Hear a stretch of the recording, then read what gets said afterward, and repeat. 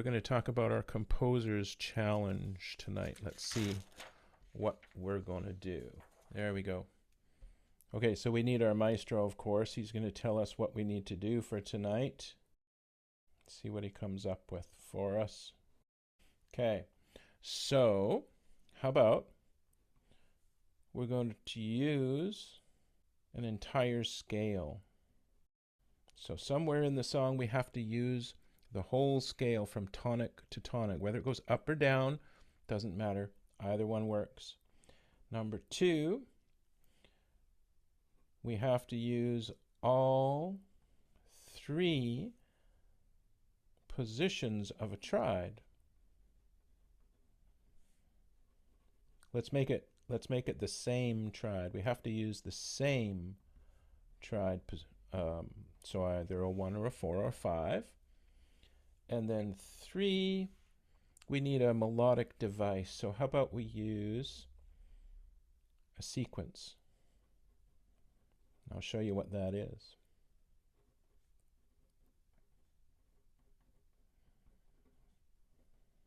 So there's our challenge for tonight. We're going to write a piece that uses an entire scale, that it uses all 3 positions of the same triad, and that we show what a sequence is and how a sequence works. So first off, just let's refresh how we're going to write a scale. Let's use our bass clef. How about we do F major? Nice and easy tonight. F major. On the flat side, 1 flat, 5, B flat, battle. So there's our B flat, double bar. I'm only going to do, I think I'm just going to do 1 octave, an ascending scale. I need the space, I think, for this one.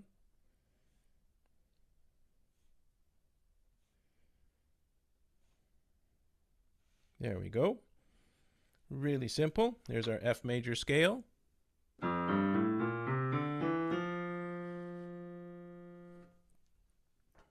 Now, step number 2, we have to use all 3 positions of a triad.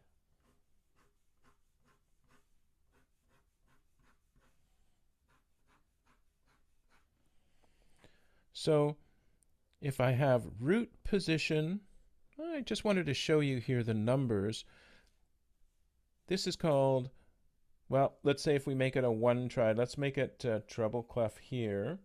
So this will be a 1 triad in F major. And the numbers, the distance between these is a 3rd, and here is a 5th. So this is actually can be called a 1-5-3 chord because it shows you what note is the root. It's the 1, the tonic, and then I'm adding a 3rd on top and a 5th on top. Usually we just assume whenever we see a 1 or a 4 or a 5, it just assumes that we're doing a root position triad. And then we go to the first inversion. This one has a 3rd and a 6th. So this triad is again a 1 triad because there is our root on the top, and it's a 6-3. We don't use the 3. We just assume that it's a 3. So a 1-6 triad would be a first inversion triad. And then, here we go, C, F, and A. This time it's a 4 and a 6. So this again is a 1 triad. So there's our root. And this one is called a 6-4. So we use the 6 and the 4 to identify the second inversion. Root position, 5-3. We don't use the 5-3. First inversion, 1-6. 1-6-3. We don't use the 3, just 1-6. And then the second inversion triad is a 1-6-4. So looking at our F major scale, if we're going to use all 3 positions of the same triad, we want to be using an F triad here in some form or another. in root position. And then we need this position, which is our first inversion. So this would be a 1 triad. This would be our 1-6 triad. And then we need the triad starting on C. So we get a 1-6-4 triad. Notice we're not using the other notes, but all these other notes are going to be part of the 4 or the 5. So when we look at the 4, here we've got B flat, D, and F. And the 5, well, we used the 5 here for the 1-6-4 chord, but the 5, just use quarter notes here like so, uses C, E, G. So you can see this one here, which one's it going to belong to? It's going to belong to the 5 chord. This is going to be a 5-6-4 chord, isn't it? Second inversion using the G at the bottom. This can be a root position for this one. The D only belongs in the 4, so if I used the D, I would end up with a 4-6. And here, the E only belongs in the 5 chord, so that would be a 5-6 chord, and there's our 1. And interesting, if we notice here, the 4 chord, I can also write the 4 chord like so, can't I? There's a 4 chord. So I've actually got the 4 and the 4-6 and the 4-6-4. Uses the common tone F. So I have this option open to me as well. Here we've got the 5-6-4 and the 5 chord and the 5-6. So we have all kinds of different chords that we can use in creating our song, and using all the same the 3 different positions of the same triad. So we've got lots of options to do. Now the last part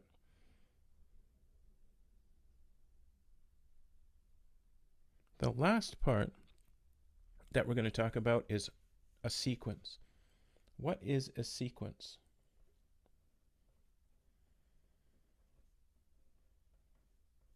If we think of a sequence of numbers, we could say 1, 2, 3, 4, 5, 6, 7 is a sequence of numbers in consecutive order. Or we could say 3, 6, 9, 12. The numbers are all going up by 3s. When we do a musical sequence, what happens is we're using a repeated pattern of notes, and it either goes up or down. And they move up and down by the same distance. So let's make a little sequence here. Doesn't matter about our key. I just want to show you the notes of what a sequence might look like. So let's just write in a few notes. There we go. We'll make those 8th notes, 8th notes, 8th notes. There we go. So this pattern of notes, in order to create a sequence, I would write exactly the same grouping of notes, but either move it up or move it down. In this case, let's take it down. We'll just go down by 1 step. And there is the first part of our sequence. Make sure you watch your stems. Remember when we just talked earlier about doing a chord stem? Well, the same is true when we're doing individual notes, but grouping them in pairs like 8th notes and 16th notes. You have to take the note that is furthest away from the center line to determine if the stems go up or down. So there's our center line. Here we can see both of them are above, so the stem goes down. Here, this one goes down. This one can go in either direction. So the C tells us it has to go down. This one has to go up. Same thing here. This is further away. It says go down. Here, this note is further away, so it says both have to go up. Let's write one more. So we came down 1 step with the sequence. So notice this whole pattern is just repeated. And we're going to do the same thing one more time on the A. And our brain really likes to hear these patterns over and over again. when we're writing our music. So here's a simple little sequence.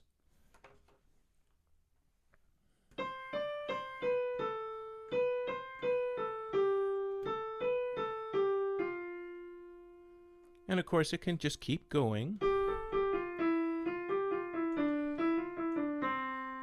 Just that repeated pattern keeps going over and over.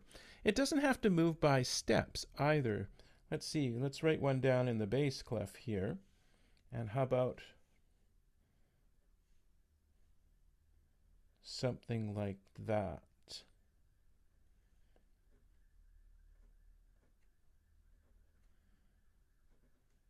There's our opening part of the sequence. And then why don't we jump it up by a skip this time? So notice I've moved this up by a third, by 2 notes. So these would have to go up by 2 notes as well. That stem up, these stems down, up. And then we do it one more time. So we're going to go up by 3. We go up by 3 one more time.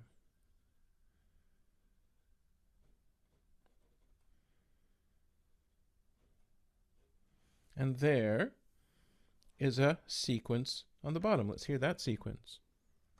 And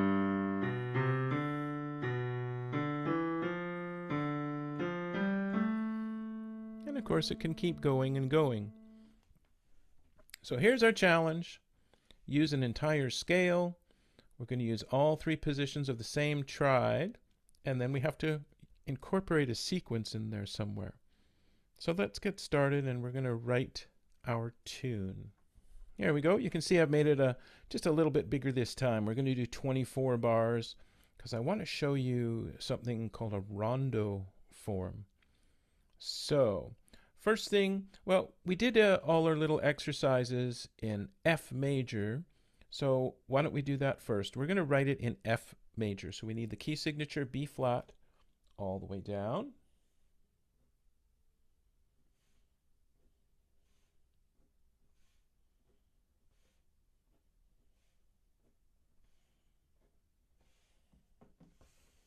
And now, how about we do 3/4 time this time? So 3/4 notes.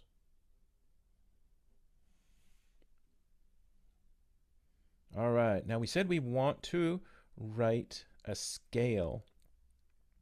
I'm going to do something a little different this time, and we're going to write a scale, but watch what I'm going to do. I'm going to take the first beat of every measure, and I'm going to write a descending F major scale.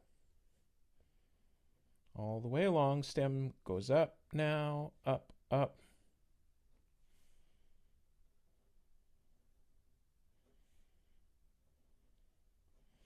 All right, so there we've written our scale. It's going to be interesting to see how that sounds. Then I think what I want to do is I've made it 24 bars. 1, 2, 3, 4, 5, 6, 7, 8. Let's do that 2 more times.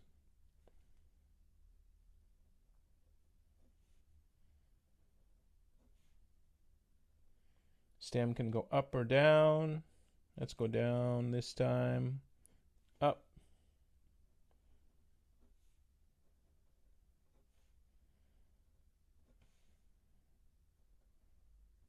And we're going to do it one more time, but I'm going to show you something a little different with how we're going to structure this so that we show you a little bit about how rondo form works. There we go. So we've written an F major scale 3 times. Now, what's our next thing we want to do? We want to write our triad. So let's start out.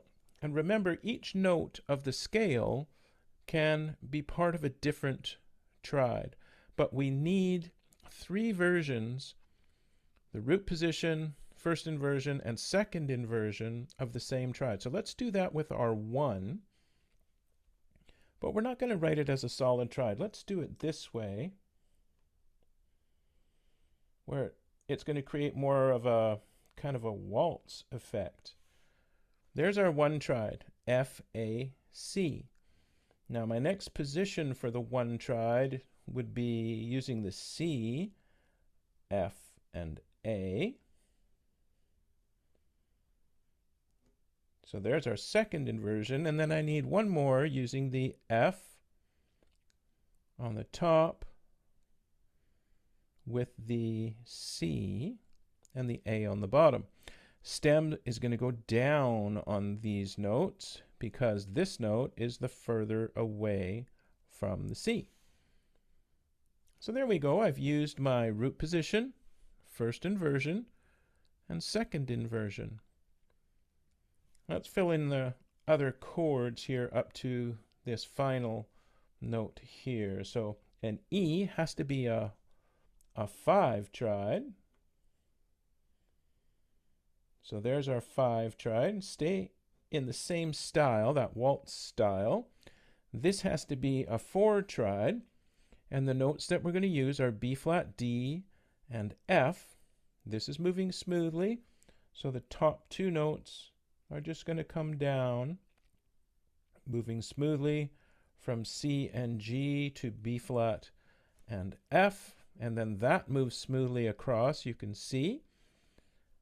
Then this is going to be a 1 triad. Now this is going to be a little bit of a jump, I think, for this 4 triad on these top 2 notes, but I don't think there's anything else we can do about that, just because that's the way the scale is making us do that.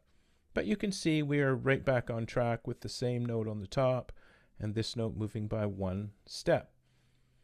Across we go to G. G has to be part of the 5 triad. So here we need the C and the E. Our stems can go up or down on this one. I would say make sure they both go in the same direction. You don't want to have one down and one up. That'll kind of look goofy when you've got the same 2 notes. And then we're finishing here with our 1, but I'm going to close this off because this is kind of this shows us our 5 to 1. This is a 5 to 1, which makes an authentic cadence. There's our authentic cadence. Let's see how that's going to sound as we move through.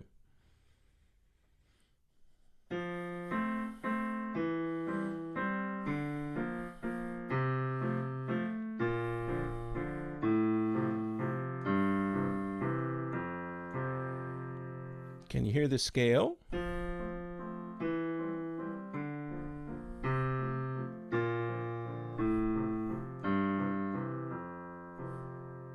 Very nice.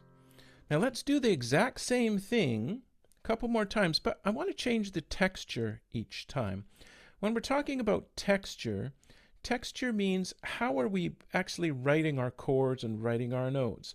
Here we did it in a waltz style where the notes are doubled up and it sounds the pa pa. We already have this note, so let's do a broken triad in the middle. How about this, where we'll take these 2 notes and turn them into 8th notes and back. I think that's going to work nicely. It'll create a nice sound for us.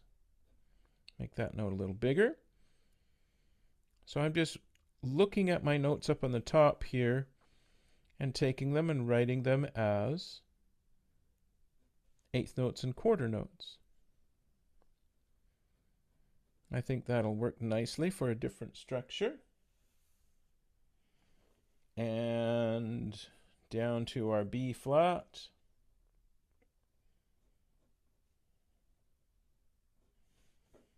And back to our 1. This time the stem is going to go down. But the last C goes up. Do you notice that? Here this note is farther away from the center line, so these 2 notes have to go down with the stem. But this one is below that center line. The stem has to go up. These ones can go in either direction. And then our last triad, but I think let's do this. Let's do the full pull of the chord F, A, C, F. We got one more pattern to do.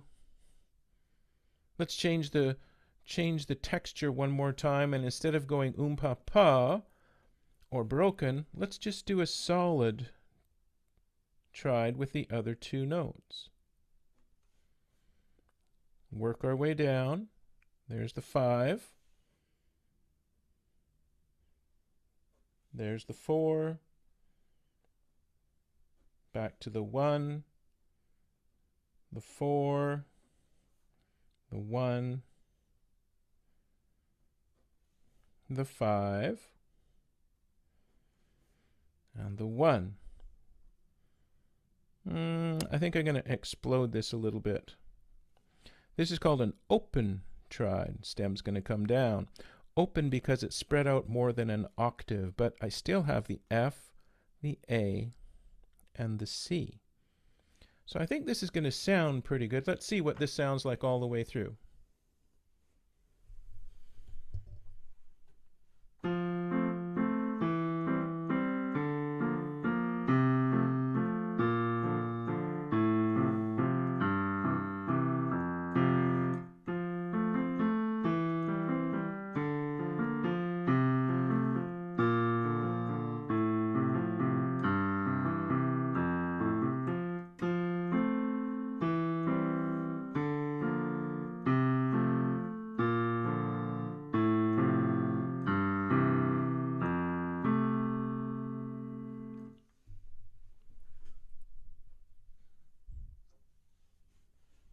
I think that works pretty good. What defines a rondo? Good question. I'm going to show you a little bit more of what a rondo is once we write in our melody. Let's write in our melody. We've done our first two criteria where we have the scale, and then we have the 3 different versions of it's 3 different positions of our triad, of our one triad. So there's our root position, first inversion, second inversion. Now we need to create a sequence. So now we need our melody. Let's write a really simple, basic melody. How about we start up here? Always a good idea to start on one of the notes of our triad. So we'll start on the C, and then how about we'll step through. This way we're going to land on one of the notes of the 5 triad, C, E, G. So this is going to be part of our sequence. So we'll take those notes and just move them down one step. I think it'll work because here we're on C, and now we have a B flat, D, and F. So we want to go to B flat, and then these notes go down a step, down a step, and we land on F, which is perfect. There you can see we've got F, A, C, F. We're still landing there. I don't know if we can keep doing our sequence going down a step. It won't work, will it? Because we've got C and B flat. The next one should be A, but A isn't part of this chord. So I think we'll have to write something different here. And we want to land on F, A, or C. So how about, why don't we do the same pattern at least? I think that'll work. I think that'll sound pretty good. And we're going to land on C. But let's jump up. And then we want to finish this part off with this authentic cadence. So we need to go from the 5 chord, a note of the 5 chord, and we need to land on a note of the 1 chord. So let's land on the A. Let's see what that sounds like.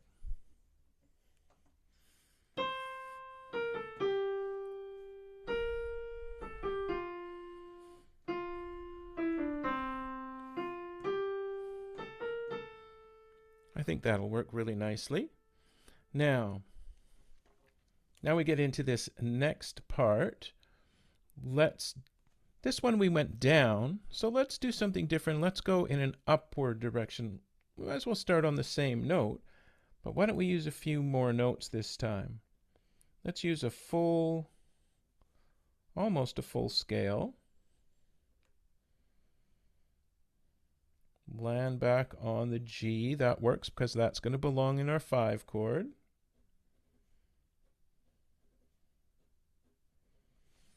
Now we can take this group of notes and sequence it down one step lower because we're B, B flat, D, and F. So if I start on B flat, that's going to be perfect. Continue up. Hopefully it'll balance out and land. And it does, doesn't it? I come right back and there's F, A, C. There's my F at the top. So there's another little sequence.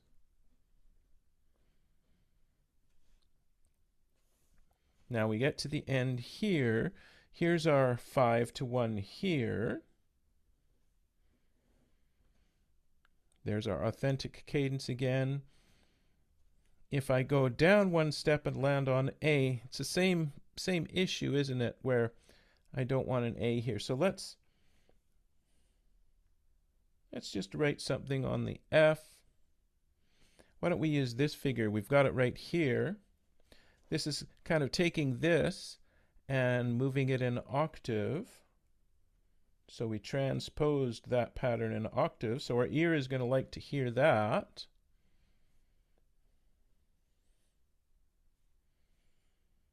How about we just take our scale down,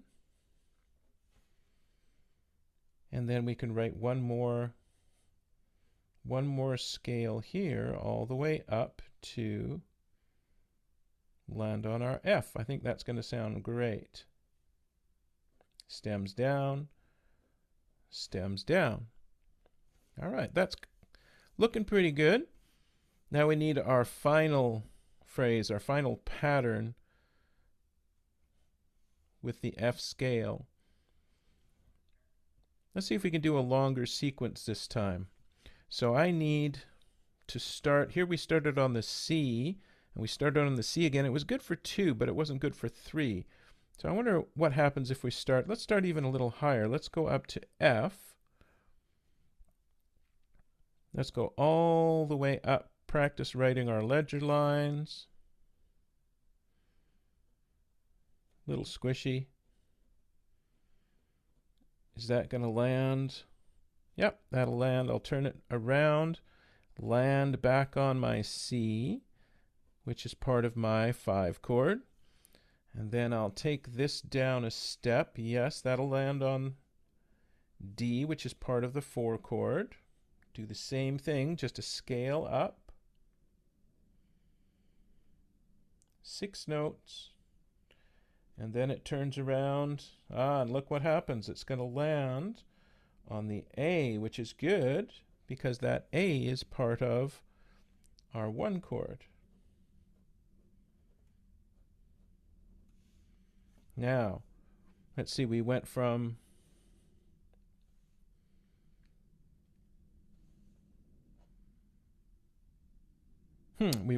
F, then we went down to D. So we went down by a third. If we go down a third again, that's going to be perfect, isn't it? We can do this pattern one more time.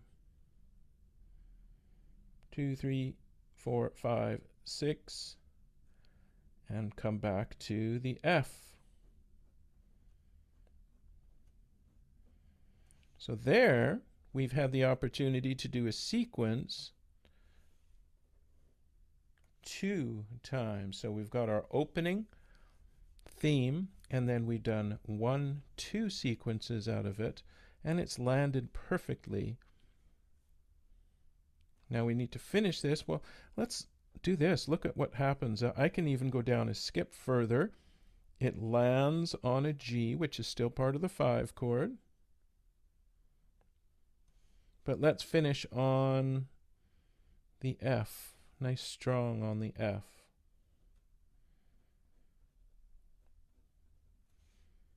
I think that'll work nice. Let's see what that's going to sound like.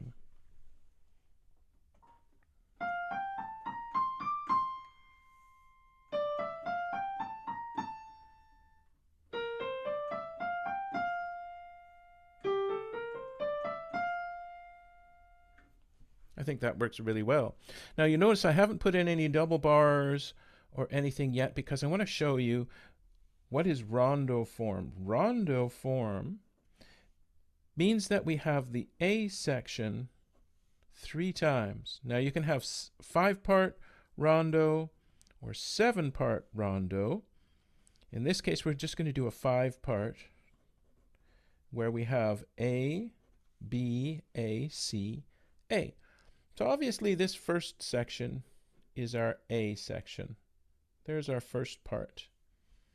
Now it goes 1, 2, 3, 4, 5, 6, 7, 8.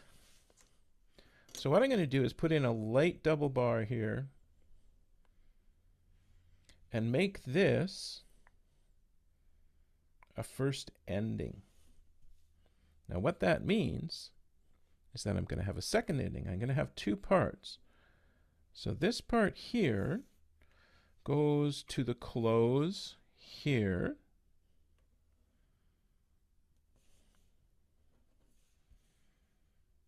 And so this whole passage becomes the first ending, and then I just put in repeat dots, and guess what? That's going to send you right back to the beginning again. So A, and then this section is the B section. Then we're going to return to A, and we play through A again. But this time, instead of doing number 1, we have to go down to number 2. So number 2 carries through, and we don't need to put the line all the way through. We know that number 2 carries on. So there's our C section. So here we have the A, and then B, and then back to A again. But now we skip number 1, go down to number 2, and here we have our C. But we still have to get back to A. Do you remember how we do that? D, C, Al, Fine. And then we need to put our Fine right in here. That's how it works. So we're going all the way through A, B, back to A again, skip over to C, then back to A one more time, and we finish. Let's do something even a little different. Let's do this. On the last time through, how about we'll say this, last time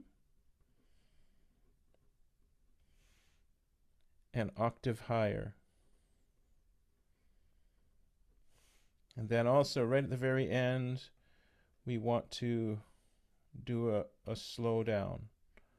So the last time we're going to get a little bit slower to the Fine. I think that looks pretty interesting. So sequence, we've used it. Sequence, sequence. Then we have 1, 2, 3 sequences, and this is almost the same thing, isn't it? The only thing different is the very last note. A section, B section, C section. So A, B, A, C, rondo form. We've got our scale, and we also have our 3 different versions of the one triad. I think we should see how this whole thing sounds. Let's go over to the keyboard and see how we like it. All right, here we go.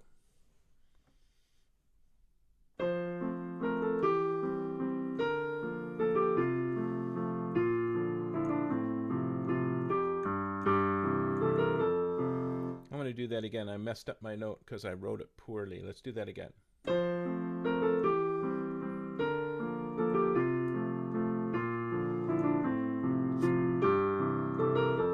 First ending.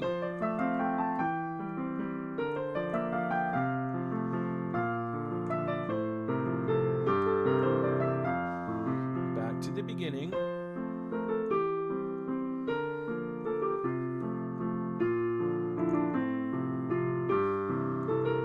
Second ending. Whoops.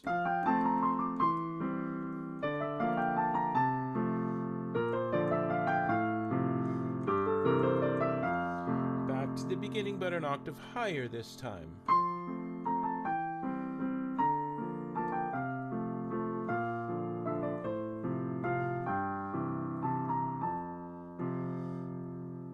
That's a very sweet little piece that we just came up with. I want you to notice a couple of things. We've used that sequence. And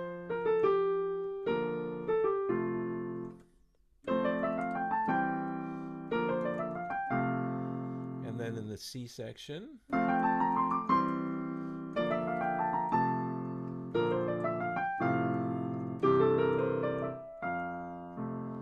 And also the texture.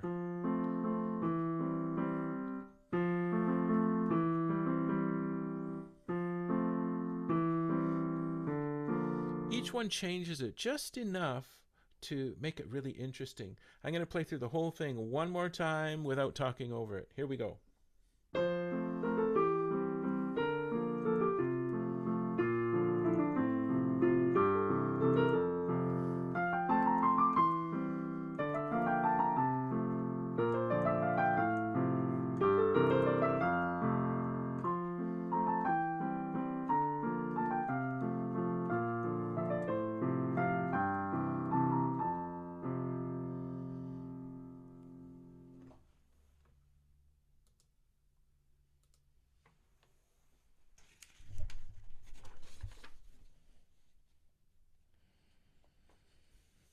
There we go. Now we just have one last thing to do. I think we're going to call this a Little Waltz, because it sort of sounded like a waltz to start off with. And then we'll say it's an exercise in rondo form. And by your host, me. Hope you've enjoyed that tonight. There's our lesson on using scales and sequences, a little bit more on triads. Fun little piece. Hope you enjoyed that. I'll talk to you very soon. Bye for now.